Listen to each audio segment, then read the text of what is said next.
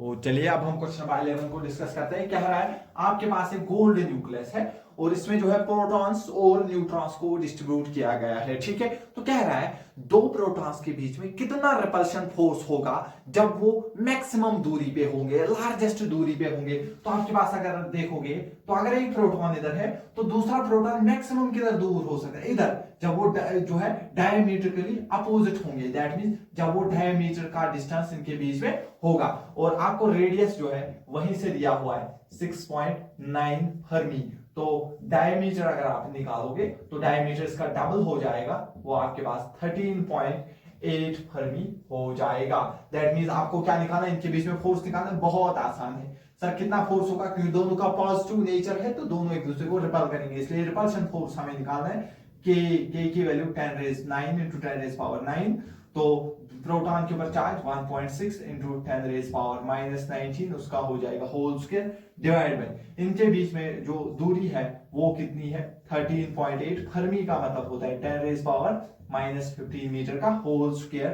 तो इसको जो है आप जब सॉल्व करोगे तो ये हमारे पास रिपल्शन फोर्स अगर हम देखेंगे तो ये हमारे पास, इसको जब हम इंटू करते हैं तो ये हमारे पास ऑलमोस्ट 23 आता है और ये आपके पास ऊपर बचेगा 10⁻⁹ और ये आपके पास 10⁻⁻38 बचेगा और ये ऊपर जाएगा 10⁻30 और डिवाइड बाय आपको बचेगा 13.8 का होल स्क्वायर।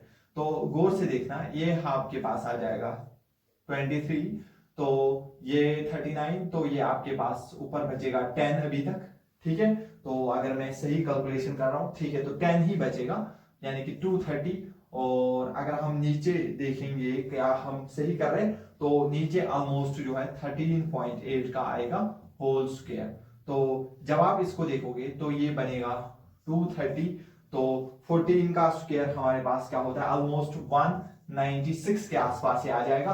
तो जब आप इसको सॉल्व करोगे तो ये 1.2 न्यूटन जो है आपको फोर्स देखने को मिलेगा। लेकिन ये एक 1.2 न्यूटन फोर्स के साथ एक दूसरे को क्या कर रहे हैं, धकेल रहे हैं, लेकिन उसके बावजूद ये एक दूसरे से दूर क्यों नहीं जा रहा है, न्यूक्लियस फट क्यों नहीं रहा है। तो उसका रीजन क्या है, क्योंकि इससे भी बड़ा एक फोर्स इनके बीच में लग रहा होता है जिसका नाम होता है न्यूक्लियर फोर्स। ये हम क्लास 12th में पढ़ते हैं। तो क्यों नहीं ये एक दूसरे से दूर जा रहे, because of nuclear force. That means कौन इनको एक साथ रख रहा है, वो काम कौन कर रहा है हमारे पास, न्यूक्लियर फोर्स। तो कौन सी चीज जो एक इन दोनों को बांधे रखी हुई है, बावजूद कि इन दोनों पे कितना फोर्स लगा है, रिपल्शन 1.2 न्यूटन। दैट मींस ये एक दूसरे के दूर जाने चाहिए लेकिन ये बावजूद भी वहीं पे है। दैट मींस इनके बीच में कौन सा फोर्स हमारे पास लग रहा है, न्यूक्लियर फोर्स लग रहा है। ठीक है, तो अब हम क्वेश्चन नंबर 12 लेकर आते हैं, तब आप इसको नोट कर लीजिए।